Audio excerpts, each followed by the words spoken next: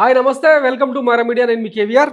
తిరుమల తిరుపతి పుణ్యక్షేత్రం ఎట్లా తయారైందో ఇది మరొక స్పష్టమైన ఉదాహరణ. మొన్నటికి మొన్న ఒకడు తుర్క వ్యక్తి తిరుమల పవిత్ర ప్రాంతంలో నమాజ్ చేస్తూ కనిపించిండు.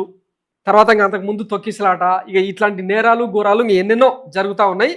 అన్యమతస్తులను అందరినీ కూడా ఏరిపారేసి ఓన్లీ హిందూ భక్తులనే బోర్డులో పెట్టాలి, అన్ని కైంకర్యాలకు హిందువులే ఉండాలని చెప్పి ఇంకా నిర్ణయం తీసుకుంటున్న తరుణంలో ఇంకా అన్యమతస్తులు అందరూ కూడా వచ్చి ఆ తిరుమలను ఎట్లా కంపులేపుతా ఉన్నారో చూస్తున్నాం కదా మన బొలినేని రామనాయుడు ఆధ్వర్యంలో. ఇప్పుడు తాజాగా ఈ విజువల్ ఏంటంటే తిరుమలలో ఏపీఎస్పీ బెటాలియన్ పోలీసులు తప్పదాగి ఈ వెహికల్లో హల్చల్ చేస్తూ అలిపిరి నుంచి ఇక పైదాకా అందరిని గుద్దుకుంటూ పోయి ఇదిగో ఇట్లా టైర్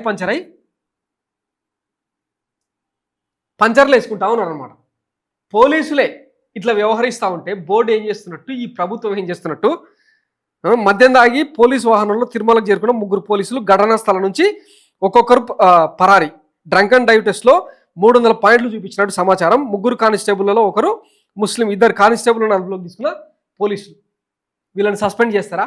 అబ్బే, అవన్నీ ఆశించకండి. ఎందుకంటే మన సనాతని క్షమాపణ చెప్తే సరిపోతుంది. ఆ 7 భక్తులు చనిపోతే తొక్కిసలాటలోనే అంత పెద్ద ఉపద్రవం వచ్చి పడితే, మొత్తం టీటీడీ చరిత్రలోనే అంత ఘోరమైన కలి జరిగితే క్షమాపణ చెప్పాలని డిమాండ్ చేసింది తప్ప ఇక ఆ బోర్డు చైర్మన్ మార్చమని కానీ లేకపోతే ఆ వ్యవస్థను ప్రక్షాళన చేయాలని కానీ డిమాండ్ చేయలే.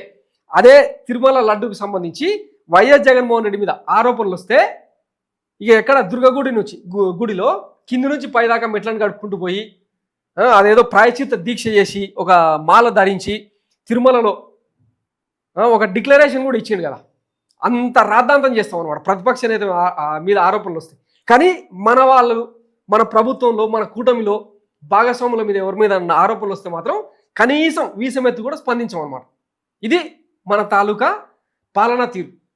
ఇంకా ఈయన నుంచి ఇంకా పెద్దగా ఆశించడానికి ఏం లేదు.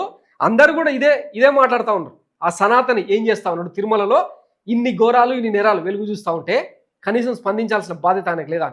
ఇంకొక ఆమె ఉంటుంది ఇట్లా బాణాలు వేసుకుంటూ మాధవీలత, వీళ్ళందరికీ నోర్లు ఏమైపోయినాయో, పడిపోయినాయా లేకపోతే నాలుగేళ్ళు ఎవరైనా కత్తిరించిరా?